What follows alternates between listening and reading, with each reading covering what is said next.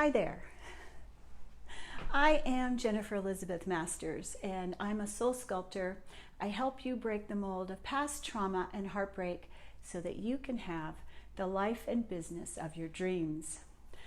I am a formerly codependent person.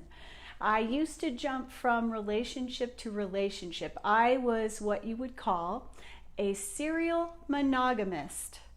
Now, what is a serial monogamist? Well, as soon as one relationship ended, I was looking for the next. I didn't at one time consider that I needed to heal from the previous relationship or do inner work. I felt like I needed someone to make me whole. I used to feel like I had 3 legs of a table and I would wobble unless I was in a relationship. It's a true story. And so some of the qualities that I had, and you may relate to some of them, may not all of them, but I put the relationship ahead of my own personal needs.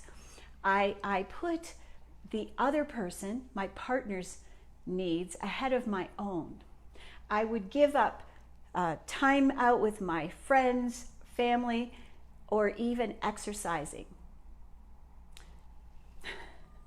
I'm going to get closer.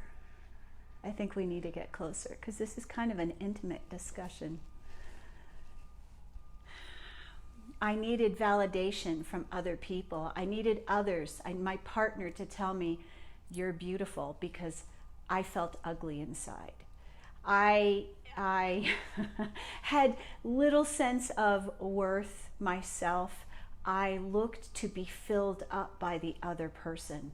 I felt like I needed to be supported. I really didn't have my own personal opinions. I would mimic what my partner said. I believed what my partner believed. I didn't have my own thoughts. I was alienated from myself. I didn't feel comfortable in my own skin. I had all kinds of addictions between, let's see, where shall we start with the addictions? At one time it was alcohol, and then sweets, and that was a big one for a very long time. Shopping addiction, work addiction, even a sex addiction.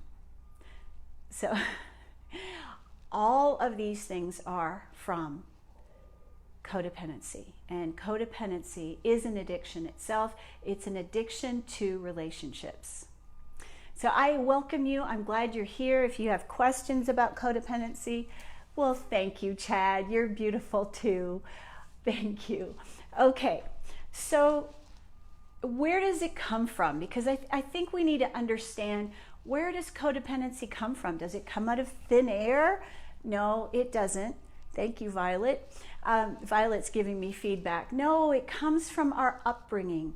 So if we are born into a family where our parents, especially our mother, isn't loved, is insecure, and in my case, my mother was an orphan at 5, and she still to this day talks about not having a mother. Her father committed suicide six months after her mother died, after her last childbirth. So my mother didn't feel loved. She didn't have that unconditional love. She didn't have someone to tell her how wonderful she was. And so when we grow up with that type of parent, and most of us did, that our parents didn't have enough to give to us, then we grow up being addicted to relationships. Okay, so backing up a little bit.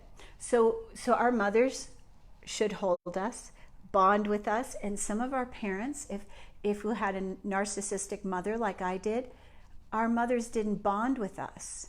And without that close bond, that, "Oh, I love you," that feeling that you get when you look into your mother's eyes, if that's not there, then you feel like there's something wrong with you, and you may have ended up being a people pleaser. You may have been perfectionistic or done your best to make your mother happy, which is what a lot of us have done.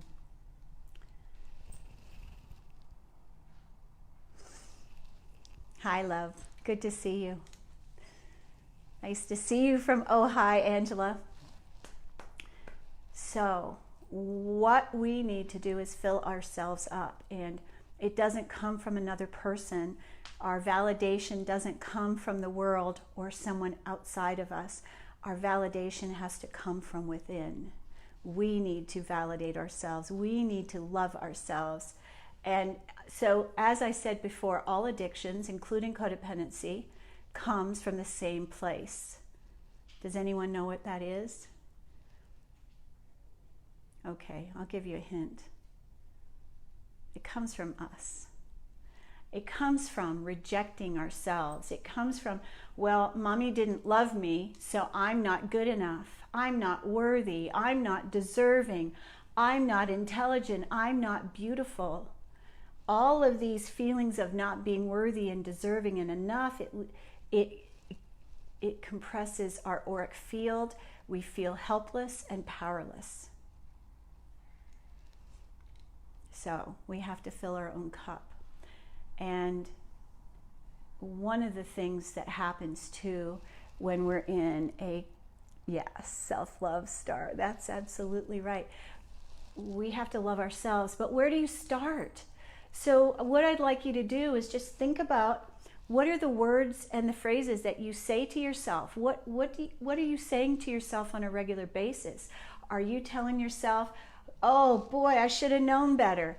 Why did I do that? Why did I buy this dress, buy this car, buy this phone? Why did I move into this house? I don't even like it. So when we are beating ourselves up with our thoughts and our words, we are not loving ourselves. We need to lift ourselves up rather than look for someone else to do it for us. We've got to make those changes within. And that's what I did. I set about to totally change myself. Not my personality. I'm still the same Jennifer that I always was. I'm just a better version of me. I'm a more filled out, energetic. Instead of being empty, I am full. Instead of feeling small, I feel huge. Instead of looking for someone else to say, I love you, I love me. I love me. I love myself. I look at myself in the mirror, and it doesn't matter how old I get. It doesn't matter how heavy I happen to be or what I haven't done. I love me. My self-worth is not dependent on anyone else, what anyone thinks of me, what anyone says to me, and it's not dependent on the amount of money I make. So our self-worth comes from within. It comes from loving who we are, looking at ourselves in the mirror and going, I love you, you're beautiful, you are worthy, I am enough. Those are the things that will help you turn this around. Now, I suffered greatly, believe me. Sexual trauma in childhood and terrible codependency and very low self-esteem. I didn't feel good enough, and I didn't feel beautiful. I didn't feel intelligent, and there is so many different things that I did not feel. And all of that changed when I began to love me. Now, I have over 1,000 blog articles about codependency, about healing narcissism, and I also have 2 YouTube channels. So there's lots of free resources out there, and I have had people heal themselves just by following me, just by watching my blogs, by talking to me through these videos, because I don't, oops, Kitty, do not knock my plan over. So I don't know if you've noticed, but I've been told by multiple people that just hearing my voice is healing. So if you listen to my voice, and lots of people do, there's a free download on my website, jenniferelizabethmasters.com, Transforming Anxiety and Worry. It's a powerful 9-minute audio that will help you fall asleep. And a lot of people listen to that. It's jenniferelizabethmasters.com. And I will be doing more on codependency and addiction in the next week or two. But what I will tell you is, we are the source of our greatest pain, suffering, and sorrow, but we're also the source of our greatest joy and happiness. It doesn't come from that out there. It doesn't come from him or her. It comes from here. When we start to enjoy being who we are, we start laughing at ourselves. I got to tell you, so one of the things that I laugh at about myself is that I have to get naked to cook and wear an apron because I splash stuff all over me. So if I want to keep my clothes nice, I have to take the good ones off. I can't cook or eat in my good clothes. So I laugh at that. Rather than beat myself up, it's like, this is who I am, you know? I don't know. I'm a sloppy cook. I don't know. But so finding joy in who you are, being able to laugh at ourselves and not worry about what other people think of you, because what other people think of you is none of your business. And I say this as kindly and sweetly as I possibly can. Oh, thank you. Star is saying my voice is soothing on audio. Thank you, Star. I love you, and I hope that you will grow to love yourself more, and then not worry. You know, and right now there's a lot of things happening, people choosing to wear masks or not wear masks, and I don't wear a mask. I don't wear a mask when I walk around town. I sure don't wear a mask when I drive. So one of the things that happens as we love ourselves and we become stronger within our being, our health improves. We become more positive. We trust ourselves and we trust our intuition. And until we love and trust ourselves, we're not going to be able to listen to that intuition, the still small voice or the booming voice. My guides used to yell at me until finally they became so quiet, because they got tired of yelling at me. And so trusting ourselves is imperative. We have to trust ourselves. It is part of the self-love process. So on my website, Jennifer Elizabeth Masters, you can find all kinds of help. I have healed anxiety, depression, cancer, fibromyalgia, Epstein-Barr, all by loving myself. Believe me, I read thousands of books, and Louise Hay, You Can Heal Your Life, You Can Heal Your Body is excellent.